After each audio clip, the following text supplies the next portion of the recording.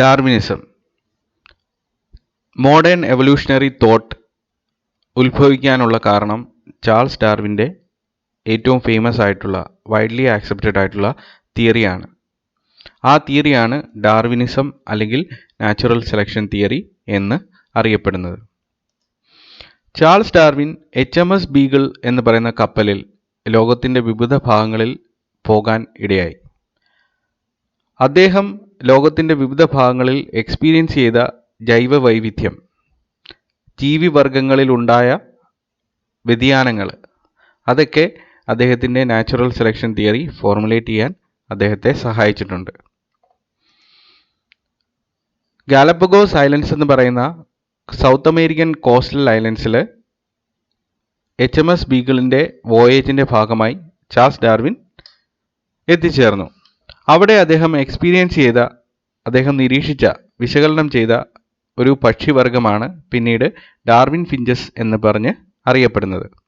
ഈ ഡാർവിൻ ഫിഞ്ചസിൻ്റെ ചുണ്ടുകൾ അവ ജീവിക്കുന്ന ചുറ്റുപാടിലുള്ള ഭക്ഷ്യവസ്തുക്കളെ അനുസരിച്ചിട്ട് മോഡിഫൈഡ് ആയിരുന്നു. അപ്പോൾ ഈ വ്യതിയാനം എങ്ങനെ വന്നു എന്നുള്ളതിനെ കുറിച്ചിട്ട് അദ്ദേഹം വിശകലനം ചെയ്തു. പിന്നീട് ഇതേപോലെ തന്നെ അദ്ദേഹത്തിന് ഇൻസ്പിറേഷനായ ഒരു കാര്യമാണ് അക്കാലത്ത് 1837 മാൽത്തസ് എന്ന് പറയുന്ന ഒരു എക്കണോമിസ്റ്റ് പബ്ലിഷ് ചെയ്ത ഒരു എസ്സേ. പോപ്പുലേഷൻ എന്നായിരുന്നു ആ എസ്സേയുടെ ടൈറ്റിൽ. ഈ എസ്സേയിൽ മാൽത്തസ് പറയുന്നത് എല്ലാ പോപ്പുലേഷനും, ഹ്യൂമൻ പോപ്പുലേഷൻസിന് എപ്പോഴും ഇൻക്രീസ് ചെയ്യാനുള്ള ഒരു ടെൻഡൻസി ഉണ്ട്. ആ ടെൻഡൻസി എപ്പോഴാണ് ഇല്ലാതാകുന്നതെന്ന് ചോദിച്ചു കഴിഞ്ഞാൽ ഏതെങ്കിലും തരത്തിലുള്ള ഒരു ക്രൈസിസോ ലിമിറ്റിംഗ് ഫാക്ടറോ വരുമ്പോഴാണ്. അപ്പോൾ ആ ലിമിറ്റിംഗ് ഫാക്ടർ എന്ന് പറയുന്നത് ഹങ്കർ ആകാം, പട്ടിണിയാകാം, തൊഴിലില്ലായ്മയാകാം, അല്ലെങ്കിൽ ഏതെങ്കിലും തരത്തിലുള്ള മഹാമാരിയാകാം, പാൻഡമിക്സ് ആകാം, അല്ലെങ്കിൽ പൊളിറ്റിക്കലായിട്ടുള്ള കോൺഫ്ലിക്ട്സ് ആകാം, യുദ്ധങ്ങളാകാം. ഓക്കെ, അപ്പോൾ ഇതെല്ലാം കൊണ്ട് പോപ്പുലേഷൻസ് ഓവർ പോപ്പുലേറ്റഡ് ആയിട്ടുള്ള ഒരു സ്റ്റേറ്റിൽ നിന്ന് അത് ലിമിറ്റ് ചെയ്ത് വരുന്നു. അതിൻ്റെ നമ്പർ കുറഞ്ഞ് വരുന്നു. ഏറ്റവും സർവൈവൽ ഇൻസ്റ്റിങ്സ് ഉള്ള ആൾക്കാർ മാത്രമേ എന്ത് ചെയ്യുന്നുള്ളൂ, ആ സ്ട്രഗിളിൽ സർവൈവ് ചെയ്യുന്നുള്ളൂ. ഈ ക്രൈസിസ് ഉണ്ടാകുന്ന പരസ്പരം ഉണ്ടാകുന്ന ഇൻഡിവിജ്വൽസിൻ്റെ ഇടയ്ക്ക് ഉണ്ടാകുന്ന ആ സ്ട്രഗിളിൽ സർവൈവ് ചെയ്യത്തുള്ളൂ. ഈ തോട്ട് ഡാർവിനെ അദ്ദേഹത്തിൻ്റെ തിയറി ഫോർമുലേറ്റ് ചെയ്യാൻ വളരെയധികം സഹായിച്ചിട്ടുണ്ട്. എല്ലാ ജീവവിഭാഗങ്ങളിലും വേരിയേഷൻസ് എക്സിസ്റ്റ് ചെയ്യാനുള്ള കാരണവും അതുപോലെ തന്നെ ഓവർ പോപ്പുലേഷൻ്റെ ഇൻഫ്ലുവൻസും എന്താണെന്ന് വ്യക്തമായിട്ട് മനസ്സിലാക്കാൻ ഡാർവിന് ഈ എസ്സേ വളരെയധികം സഹായം ചെയ്തു. ഡാർവിനിസം അല്ലെങ്കിൽ theory of natural selection Lamarckism പോലെ തന്നെ പലതരത്തിലുള്ള പോസ്റ്റുലേറ്റ്സ് ഇൻക്ലൂഡ് ചെയ്യുന്ന ഒരു കൺസെപ്റ്റാണ്. അപ്പോൾ ഏതൊക്കെയാണ് അതിൻ്റെ മേജർ പോസ്റ്റുലേറ്റ്സ് എന്നുള്ളത് നമുക്ക് നോക്കാം. ഇപ്പം 5 മേജർ പോസ്റ്റുലേറ്റ്സ് ആണ് ഡാർവിനിസത്തിൽ ഉള്ളത്. First one, variations of all degrees are present among individuals and species in nature. Second one, the number of every species tend to become enormously large. That is called a geometrical ratio of increase. Then third one, this increase in number leads to struggle for existence. Then a selection process operates in nature called natural selection. The natural selection result in the survival of the fittest. Then final point, the survival of the fittest ultimately leads to speciation. അപ്പോൾ ഇനി നമ്മൾ ചെയ്യാൻ പോകുന്നത് ഓരോ പോയിന്റും Darwin ഏത് രീതിയിലാണ് explain ചെയ്തത്, അല്ലെങ്കിൽ അതുകൊണ്ട് ഡാർവിൻ എന്താണ് ഉദ്ദേശിച്ചത്, ആ എക്സ്പ്ലനേഷൻ ഡിസ്ക്രിപ്ഷനാണ് ഇനി വരാൻ പോകുന്നത്. ഇപ്പോൾ ഫസ്റ്റ് വൺ, വേരിയേഷൻസ്. ഇപ്പോൾ വേരിയേഷൻസ് എന്ന് പറയുന്നത് the difference among individuals within A species. ഒരു സ്പീഷീസിനകത്തുള്ള ഇൻഡിവിജ്വൽസ് തമ്മിലുള്ള വ്യതിയാനങ്ങളെയാണ് നമ്മൾ വേരിയേഷൻസ് എന്ന് വിളിക്കുന്നത്. ഇപ്പോൾ വേരിയേഷൻസ് എന്ന് പറയുന്നത് വളരെ യൂണിവേഴ്സൽ ആയിട്ടുള്ള ഫിനോമിനനാണ്. എല്ലാ പോപ്പുലേഷൻസിലും ഉള്ള ഇൻഡിവിജ്വൽസിൽ വേരിയേഷൻസ് ഉണ്ടായിരിക്കും. Not two individuals are alike. ഇപ്പോൾ ഡാർവിൻ ഈ വേരിയേഷൻസിനെ പല രീതിയിൽ ക്ലാസിഫൈ ചെയ്തു. ഫസ്റ്റ് കാറ്റഗറിയാണ് കണ്ടിന്യൂസ് ആൻഡ് ഡിസ്കണ്ടിന്യൂസ് വേരിയേഷൻ. ഇപ്പോൾ കണ്ടിന്യൂസ് വേരിയേഷൻസ് എന്ന് പറഞ്ഞാൽ ഉദ്ദേശിക്കുന്നത് നമ്മുടെ ഹൈറ്റ്, വെയിറ്റ്, ഇതൊക്കെ കണ്ടിന്യൂസ് വേരിയേഷൻസ് ആണ്.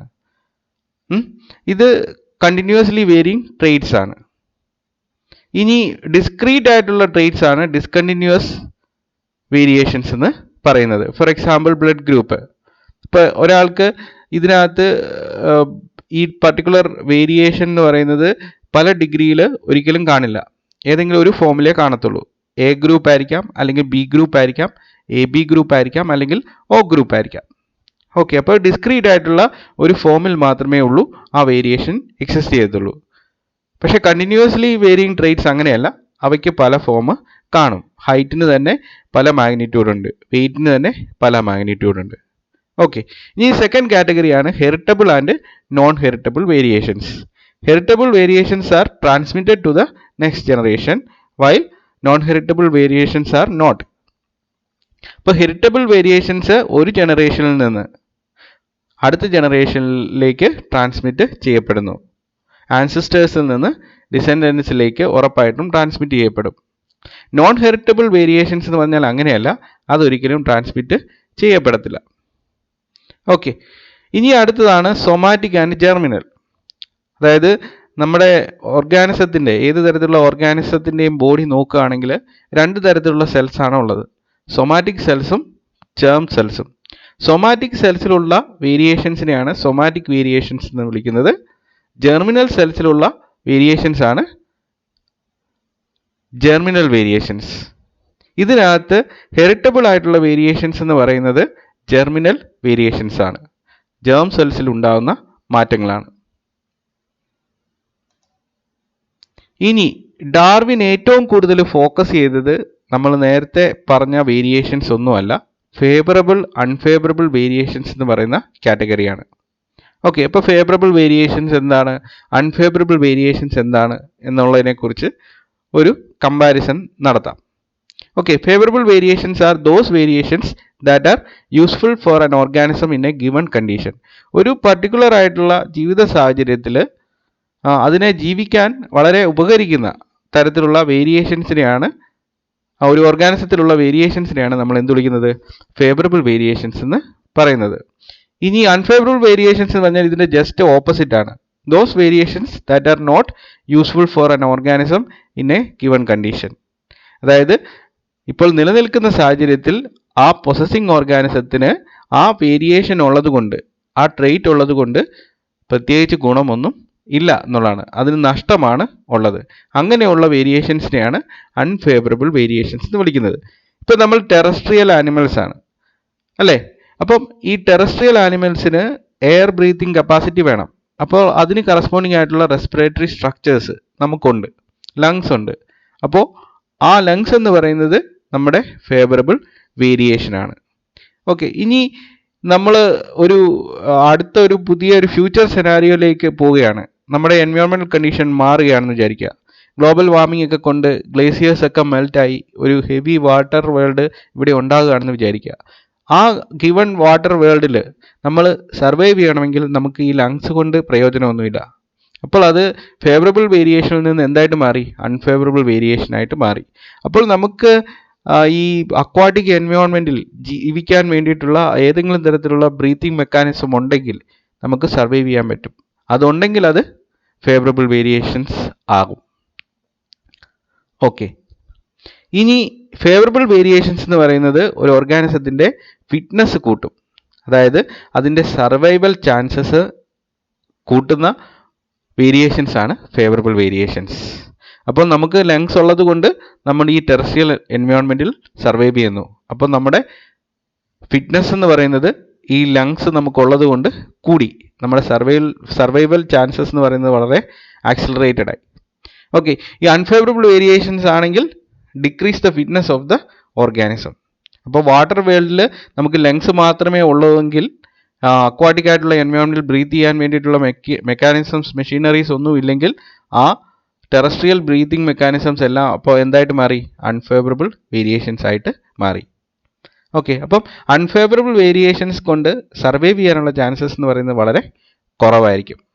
ഓക്കെ, അപ്പോൾ ഇതാണ് ഡാർവിൻ ഫോക്കസ് ചെയ്ത അല്ലെങ്കിൽ ഡാർവിൻ ഏറ്റവും എടുത്തു പറഞ്ഞ ഏറ്റവും ഇമ്പോർട്ടൻ്റ് ആയിട്ടുള്ള വേരിയേഷൻസ്, ഫേവറബിൾ വേരിയേഷൻസും അൺഫേവറബിൾ വേരിയേഷൻസും. ഇനി അടുത്ത കൺസെപ്റ്റ് ആണ്, അടുത്ത പോസ്റ്റുലേറ്റ് ആണ് പ്രൊഡിഗാലിറ്റി ഓഫ് പ്രൊഡക്ഷൻ അല്ലെങ്കിൽ ജോമെട്രിക്കൽ റേഷ്യോ ഓഫ് ഇൻക്രീസ്. എല്ലാ ഓർഗാനിസത്തിനും, every organism possess an innate ability to over reproduce. All organisms have the potential for excessive multiplication. ഇപ്പോൾ റീപ്രൊഡക്റ്റീവ് പൊട്ടൻഷ്യൽ എന്ന് പറയുന്നത് എല്ലാ ഓർഗാനിസത്തിനും വളരെ കൂടുതലാണ്.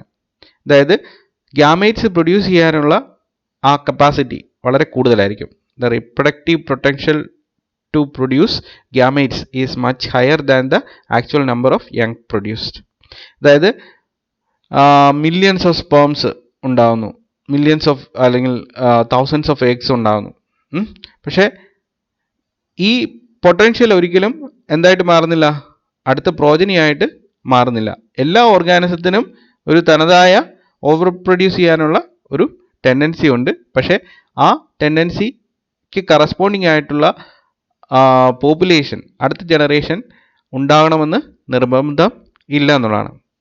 അപ്പം അതിന് എക്സാമ്പിളായിട്ട് നമ്മൾക്ക് പരമീസിയത്തിൻ്റെയും എലിഫൻറ്റിൻ്റെയും റീപ്രൊഡക്ഷനെ കൺസിഡർ ചെയ്യാം. ഓക്കെ, പരമീസിയം എന്ന് പറയുന്നത് വളരെ ഫാസ്റ്റായിട്ട് റീപ്രൊഡ്യൂസ് ചെയ്യുന്ന ഒരു വെറൈറ്റിയാണ്, ഒരു പ്രോട്ടോസോവനാണ്. ഓക്കെ, അപ്പം 48 മണിക്കൂറിനുള്ളിൽ പരമീസിയം ഏകദേശം 3 പ്രാവശ്യമെങ്കിലും ഡിവൈഡ് ചെയ്യും. അപ്പോൾ അങ്ങനെ ഉണ്ടാകുന്ന ഡിസെൻഡൻസ്, അതിൻ്റെ പ്രോജനീസ്, ഡോട്ടർ സെൽസ് എല്ലാം സർവൈവ് ചെയ്യുവാണെങ്കിൽ ഏകദേശം 5 വർഷം കൊണ്ട് ഈ പരമീസ്യത്തിൻ്റെ ഓവറോൾ പ്രോട്ടോപ്ലാസം കൊണ്ട് ഈ എർത്ത് മൊത്തം കവേർഡ് ആവും. ഓക്കെ, പക്ഷെ അത് സംഭവിക്കുന്നില്ല. അതേപോലെ തന്നെ ഒരു സ്ലോ ഇത് പരമീസ്യം വളരെ ഫാസ്റ്റായിട്ടുള്ളൊരു റീപ്രൊഡക്റ്റീവ് പൊട്ടൻഷ്യൽ കാണിക്കുന്ന ഒരു ഓർഗാനിസമാണ്. അതിൻ്റെ ജസ്റ്റ് ഓപ്പോസിറ്റാണ് എലിഫൻ്റ് എന്ന് പറയുന്നത്. വളരെ റിലേറ്റീവ്ലി സ്ലോ ബ്രീഡറാണ് എലിഫൻ്റ്. അപ്പോൾ ഒരു ഫീമെയിൽ എലിഫൻ്റ് 100 വർഷത്തിനുള്ളിൽ ഏകദേശം 6 കുട്ടിയാനകൾക്ക് ജന്മം കൊടുക്കുന്നു എന്ന് വിചാരിക്കുക.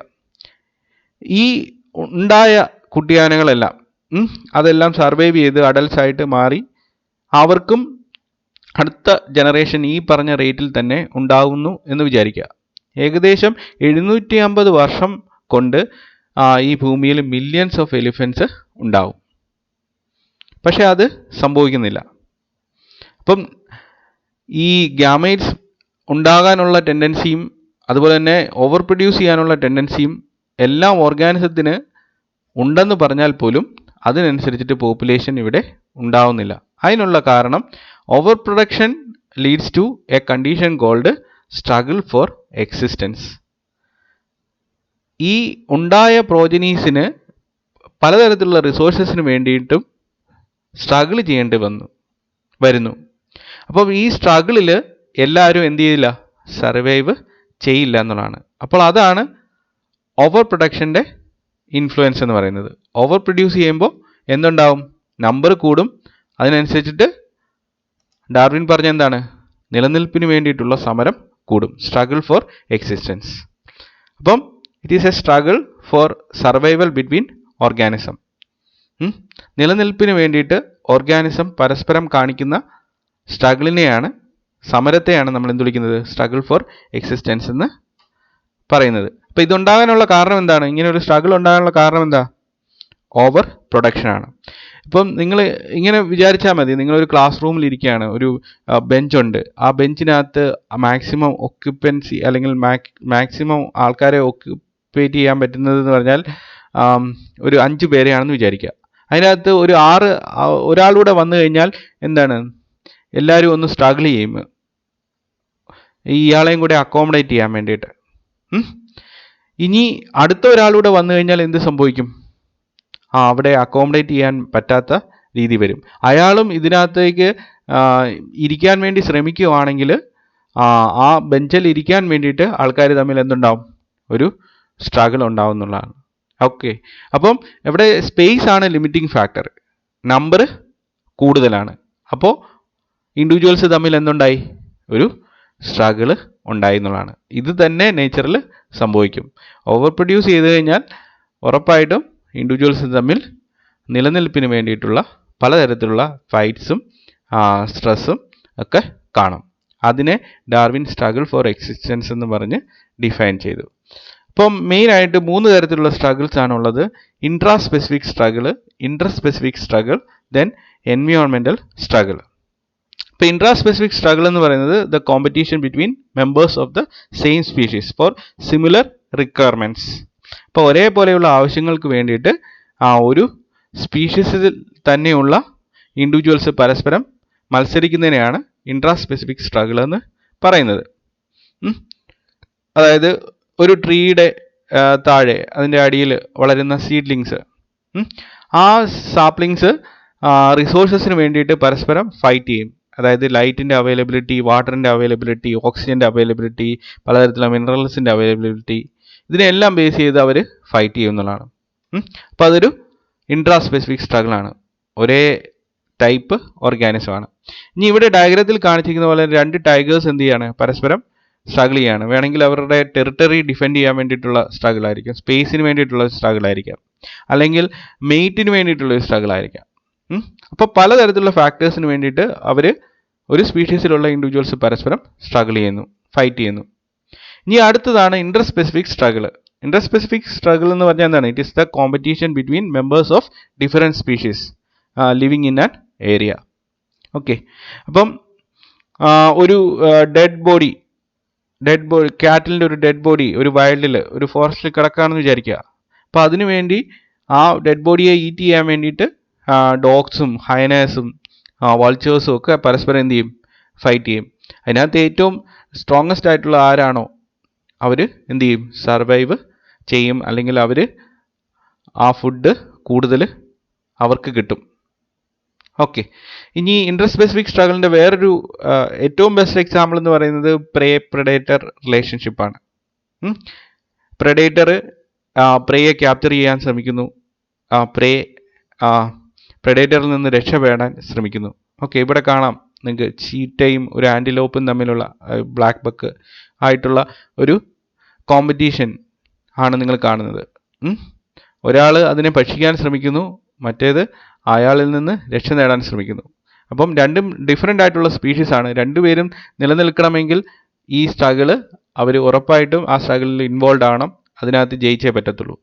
ഒരാൾക്ക് ഭക്ഷണമാണ്, മറ്റൊരാൾക്ക് ആ പ്രെഡേറ്ററിൽ നിന്നുള്ള ഡിഫെൻസ് ആണ്. ഓക്കെ, ഇനി അടുത്ത കാറ്റഗറിയാണ് എൻവിയോൺമെൻറ്റൽ സ്ട്രഗിൾ എന്ന് പറയുന്നത്. Environmental struggle, the struggle of animals against environmental factors is known as environmental struggle.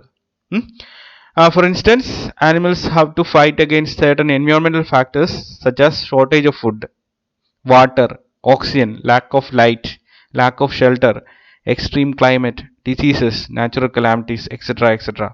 അപ്പം എൻവിയോൺമെൻറ്റ് പ്രൊവൈഡ് ചെയ്യുന്ന പലതരത്തിലുള്ള ഘടകങ്ങൾക്ക് വേണ്ടിയിട്ടും ഓർഗാനിസത്തിന് എന്ത് ചെയ്യണം? പരസ്പരം ഫൈറ്റ് ചെയ്യേണ്ടി വരുന്നു എന്നുള്ളതാണ്.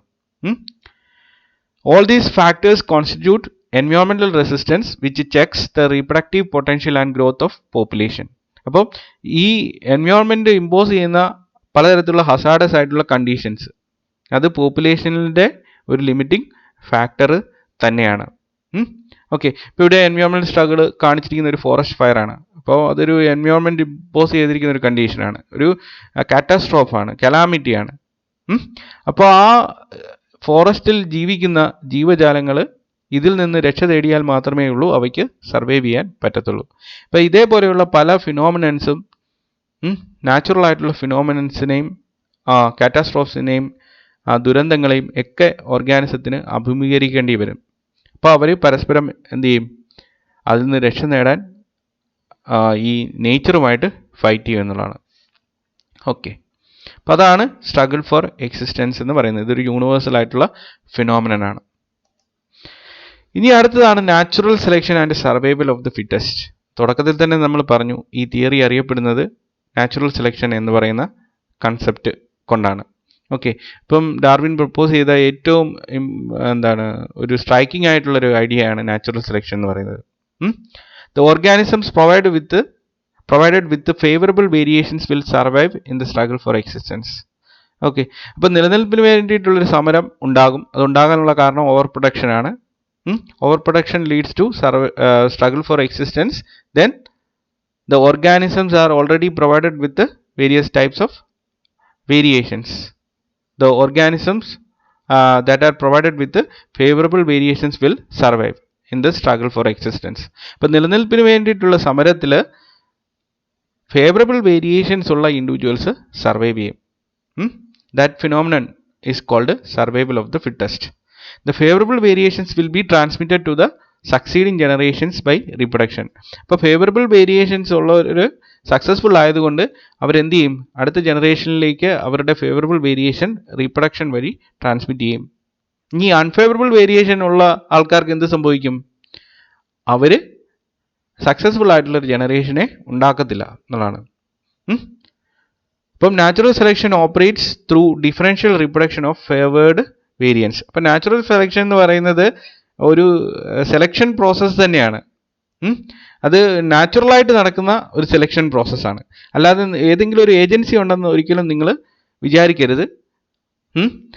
ഫേവറബിൾ വേരിയേഷൻ ഉള്ള ഇൻഡിവിജ്വൽസും ഉണ്ട്, അൺഫേവറബിൾ വേരിയേഷൻസ് ഉള്ള ഇൻഡിവിജ്വൽസും ഉണ്ട്. ഒരു ഗിവൺ എൻവയോൺമെൻറ്റിൽ സർവൈവ് ചെയ്യാൻ കപ്പാസിറ്റി ഉള്ള ഇൻഡിവിജ്വൽസ് ആണ് ഫേവറബിൾ വേരിയേഷൻസ് ഉള്ള ഇൻഡിവിജ്വൽസ് എന്ന് പറയുന്നത്.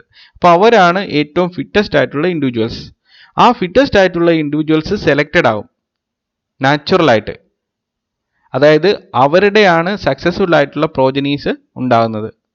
അപ്പോൾ നാച്ചുറൽ സെലക്ഷൻ എന്ന് പറയുന്നത് it is a selection process that operates in nature through differential reproduction of favoured variance. Favourable variations ഉള്ള ഇൻഡിവിജ്വൽസിൻ്റെ ഡിഫറൻഷ്യൽ റീപ്രൊഡക്ഷൻ, അവർ മാത്രം എന്ത് ചെയ്യുന്നു, സക്സസ്ഫുൾ ആയിട്ടുള്ള ജനറേഷൻസ് ഉണ്ടാക്കുന്നു. അതുവഴി അവർ സെലക്റ്റഡ് ആവുന്നു, അവരുടെ അടുത്ത ജനറേഷൻസ് വരുന്നു എന്നുള്ളതാണ്. The individuals with the unfavorable variations will perish through natural selection. Okay, അപ്പം ഇപ്പോൾ COVID-19 ഈ പശ്ചാത്തലത്തിലൊക്കെ നമ്മൾ പറയുവാണെങ്കിൽ എന്താ, നമ്മൾ ഇതിന് കറസ്പോണ്ടിങ് ആയിട്ടുള്ള എന്തെങ്കിലും അഡാപ്റ്റേഷൻസ് നമ്മൾ കാണിച്ചാൽ മാത്രമേ ഉള്ളൂ നമ്മൾ സർവൈവ് ചെയ്യത്തുള്ളൂ. അപ്പോൾ അത് നാച്ചുറലായിട്ട് നമുക്ക് വരുന്ന ഇമ്മ്യൂണിറ്റി ആകാം, അല്ലെങ്കിൽ നമ്മുടെ ഇൻ്റലിജൻസ് കൊണ്ട് നമ്മൾ ഡെവലപ്പ് ചെയ്യുന്ന വാക്സിൻസ് ആകാം. അപ്പോൾ ഈ ഗിവൺ എൻവയോൺമെൻറ്റിൽ നമ്മൾ ഇപ്പോൾ നിൽക്കുന്നത് ഏകദേശം അൺഫേവറബിൾ ആയിട്ടുള്ള ഒരു വേരിയേഷൻസ് ഉള്ള ഇൻഡിവിജ്വൽസ് ആയിട്ടാണ്. ഇനി ഈ പറഞ്ഞ രീതിയിൽ വാക്സിൻ ഉണ്ടാകുക, വാക്സിൻ പ്രൊഡ്യൂസ് ചെയ്യുക, അല്ലെങ്കിൽ നമുക്ക് നാച്ചുറൽ ആയിട്ടുള്ള ഇമ്മ്യൂണിറ്റി ലഭിക്കുക, അങ്ങനെയുള്ള കേസുകളൊക്കെ വരുമ്പോഴേക്കിന് നമ്മൾ ഫേവറബിൾ വേരിയേഷൻസ് ഉള്ള ഇൻഡിവിജ്വൽസ് ആയിട്ട് മാറും, നമ്മുടെ ഫ്യൂച്ചർ ജനറേഷനും സക്സസ്ഫുൾ ആവും. ഓക്കെ, അപ്പോൾ natural selection will result in the survival of the fittest. ഏറ്റവും ഫിറ്റസ്റ്റ് ആയിട്ടുള്ള ഇൻഡിവിജ്വൽസ് ഉണ്ടാകാനുള്ള കാരണം നാച്ചുറൽ സെലക്ഷൻ ആണ്. നാച്ചുറൽ സെലക്ഷൻ എങ്ങനെയാണ് സംഭവിക്കുന്നത്? Through differential reproduction of the favoured variance or individuals with favourable variations. Okay, then the natural selection and the survival of the fittest will lead to the formation of new species. Okay, അപ്പം അവസാനം ultimate ആയിട്ട് എന്താണ്, ഓർഗാനിസത്തിൽ വളരെയധികം മാറ്റങ്ങൾ ഉണ്ടായി അവ ഒരു പുതിയ ഫോമായിട്ട് ട്രാൻസ്ഫോം ചെയ്യും. അവ പുതിയൊരു സ്പീഷീസ് എന്ന് പറയുന്നൊരു കാറ്റഗറിയിലേക്ക് കാറ്റഗറൈസ്ഡ് ആവും, പ്ലേസ്ഡ് ആവും എന്നുള്ളതാണ്. Okay, so speciation is the formation of new species. Okay, it is A consequence of natural selection. A species living in a changing environment develops suitable new variations or adaptations to suit the new environment. അപ്പോൾ ഒരു പുതിയ environment impose ചെയ്യുന്ന conditions, ആ കണ്ടീഷൻസിന് against ആയിട്ട് അതിന് corresponding ആയിട്ട് variations accumulate ചെയ്യുന്ന, develop ചെയ്യുന്ന ഇൻഡിവിജ്വൽസ് എന്ത് ചെയ്യും, സർവൈവ് ചെയ്യും. ഫേവറബിൾ വേരിയേഷൻസ് ഉള്ള ഇൻഡിവിജ്വൽസ് ആയിരിക്കും അവർ, അല്ലെങ്കിൽ ഫിറ്റസ്റ്റ് ആയിട്ടുള്ള ഇൻഡിവിജ്വൽസ് ആയിരിക്കും. അപ്പോൾ അവർ സർവൈവ് ചെയ്ത് അവരുടെ ആ ഫേവറബിൾ ആയിട്ടുള്ള വേരിയേഷൻസ് ഡിഫറൻഷ്യൽ റീപ്രൊഡക്ഷൻ വഴി അവർ അടുത്ത ജനറേഷനിലേക്ക് കൊടുക്കും. ആ അഡാപ്റ്റേഷൻ, ആ പർട്ടിക്കുലർ വേരിയേഷൻ ട്രെയ്റ്റ് ഗ്രാജുവലായിട്ട് പോളിഷ്ഡ് ആവും അല്ലെങ്കിൽ വെൽ ഡെവലപ്ഡ് ആവും എന്നുള്ള രീതിയിലാണ് ഡാർവിൻ പറയുന്നത്. അങ്ങനെ അവസാനം അവ ഒരു പുതിയ ഏറ്റവും ഫിറ്റായിട്ടുള്ളൊരു സ്പീഷീസായിട്ട് ട്രാൻസ്ഫോം ചെയ്യും. ഇതാണ് ഡാർവിനിയൻ കൺസെപ്റ്റ്. അപ്പോൾ നമ്മൾ ഈ പറഞ്ഞ കാര്യങ്ങളെല്ലാം നമുക്ക് ഒന്ന് സമ്മറൈസ് ചെയ്യാം. ഇപ്പം വേരിയേഷൻസ് പല രീതിയിൽ എക്സിസ്റ്റ് ചെയ്യുന്നുണ്ട്. ഡാർവിനിയൻ പോയിന്റ് ഓഫ് വ്യൂവിൽ രണ്ട് തരത്തിലുള്ള വേരിയേഷൻസ് ആണ് ഇമ്പോർട്ടൻറ്റ്. ഫേവറബിൾ വേരിയേഷൻസും അൺഫേവറബിൾ വേരിയേഷൻസും. എല്ലാ ഓർഗാനിസവും എന്ത് ചെയ്യുന്നു? ഈ ഓവർ പ്രൊഡ്യൂസ് ചെയ്യുന്നു. ഓവർ പ്രൊഡ്യൂസ് ചെയ്യുന്നത് കൊണ്ട് സ്ട്രഗിൾ ഫോർ എക്സിസ്റ്റൻസ് ഉണ്ടാകുന്നു. Over production of organisms will lead to struggle for existence. Okay, then in the struggle for existence only those organisms provided with the favorable variations will survive. Okay, അപ്പം natural selection എന്ന് പറയുന്ന ആ phenomenon, നേച്ചറിൽ സംഭവിക്കുന്ന natural ആയിട്ടുള്ള ഒരു selection process, ആ selection പ്രോസസ്സിൽ struggle for എക്സിസ്റ്റൻസിൽ favourable variations ഉള്ള ഇൻഡിവിജ്വൽസ് എന്ത് ചെയ്യുന്നു? സർവൈവ് ചെയ്യുന്നു. അൺഫേവറബിൾ വേരിയേഷൻസ് ഉള്ള ഇൻഡിവിജ്വൽസ് എലിമിനേറ്റഡ് ആവുന്നു. Okay, then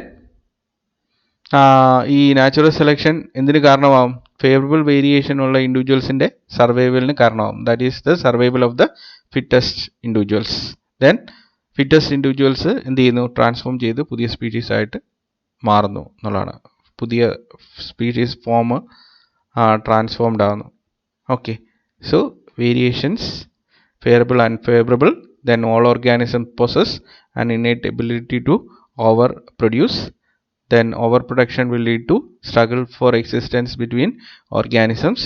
in that struggle only those provided with the favorable variations will survive through a natural selection process.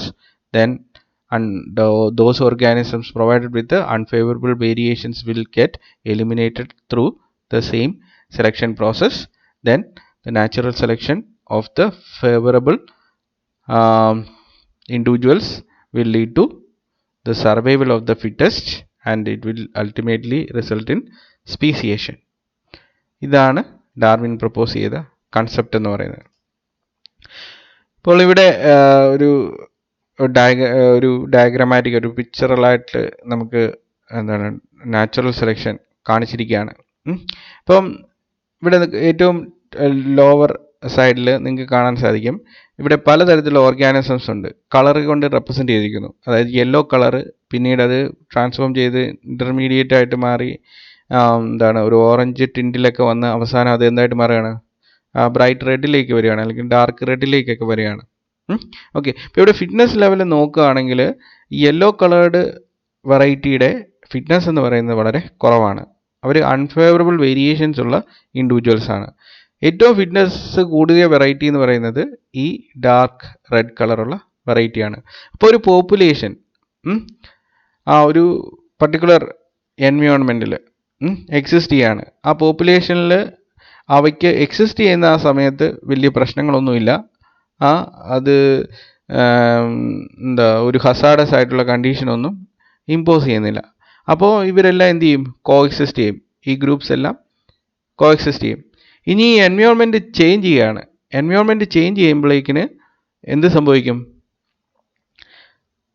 Fitness കൂടിയ individuals മാത്രം survive ചെയ്യും. അതായത് നാച്ചുറൽ സെലക്ഷൻ ഓപ്പറേറ്റ് ചെയ്ത് ആ ഫിറ്റ്നസ് കൂടിയ ആ റെഡ് കളറിലുള്ള വെറൈറ്റീസ് മാത്രം സർവൈവ് ചെയ്ത് അവസാനം അവർ മാത്രം ഉൾപ്പെടുന്ന ഒരു ഫൈനൽ പോപ്പുലേഷൻ ഉണ്ടാകും.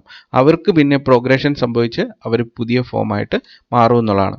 ഓക്കെ, അപ്പം ഈ പർട്ടിക്കുലർ ഡയഗ്രാം ഏറ്റവും ഈസി ആയിട്ടുള്ള റെപ്രസെൻറ്റേഷനാണ് നാച്ചുറൽ സെലക്ഷൻ്റെ. ഒരു പോപ്പുലേഷനകത്ത് പല ഫിറ്റ്നസ് ലെവലിലുള്ള ഇൻഡിവിജ്വൽസിനെ കാണിച്ചിരിക്കുകയാണ്. സെലക്ഷൻ പ്രോസസ്സ് നടന്നു കഴിയുമ്പോഴേക്കിന് ഫിറ്റ്നസ് കൂടുതലുള്ള ഇൻഡിവിജ്വൽസ് മാത്രം സർവൈവ് ചെയ്യുന്നു. ഓക്കെ, അപ്പം ഡാർവിൻ അദ്ദേഹം ഗാലപ്പഗോസ് ഐലൻഡ്സിൽ എക്സ്പീരിയൻസ് ചെയ്ത ബേർഡ്സ്, ഡാർവിൻ ഫിഞ്ചസിൽ പലതരത്തിലുള്ള ബീക്ക് മോഡിഫിക്കേഷൻ വരാനുള്ള കാരണം എൻവയോൺമെൻറ്റ് ഇമ്പോസ് ചെയ്ത ആ കണ്ടീഷനാണ്. അതായത് ഫുഡ് അവൈലബിലിറ്റി എന്ന് പറയുന്നത് പല രീതിയിലായിരുന്നു. ആദ്യമേ ഈ ഗാലപ്പഗോസ് ഐലൻഡ്സ് എന്ന് പറയുന്ന ഐലൻഡ്സിലേക്ക് ബേർഡ്സ് എത്തിച്ചേർന്നത് സൗത്ത് അമേരിക്കൻ മെയിൻ ലാൻഡിൽ നിന്നാണ്, ആ കോണ്ടിനെൻറ്റിൽ നിന്നാണ്. അവിടെ എത്തിച്ചേർന്ന ആദ്യത്തെ വെറൈറ്റി എന്ന് പറയുന്നത് ഇവിടെ സെൻട്രലി പ്ലേസ് ചെയ്തിരിക്കുന്ന സീഡ് ഈറ്റിംഗ് വെറൈറ്റിയാണ്. ഇപ്പോൾ വളരെ തിക്കായിട്ടുള്ളൊരു ബീക്കാണ് സീഡ് ഈറ്റിംഗ് വെറൈറ്റിക്ക് ഉണ്ടായിരുന്നത്. ഈ വെറൈറ്റി തന്നെ ആ ഐലൻഡ്സിൽ വന്നപ്പോൾ അതിൻ്റെ റിസോഴ്സസ്, അവിടുത്തെ സീഡ്സ് ഒക്കെ പ്ലെൻറ്റി ആയിരുന്നത് കൊണ്ട് അതെന്ത് ചെയ്തു, ഓവർ പ്രൊഡ്യൂസ് ചെയ്തപ്പോൾ ഇൻഡിവിജ്വൽസ് തമ്മിൽ എന്തുണ്ടായി, ഒരു സ്ട്രഗിൾ ഫോർ എക്സിസ്റ്റൻസ് ഉണ്ടായി. അപ്പോൾ ഒരു സ്ഥലത്ത് തന്നെ എക്സിസ്റ്റ് ചെയ്തിരുന്ന ആ പോപ്പുലേഷൻ ആ ഗാലപ്പഗോസ് ഐലൻഡ്സിൻ്റെ തന്നെ പല പ്രദേശങ്ങളിലേക്ക് ഡിസ്പേഴ്സ്ഡായി.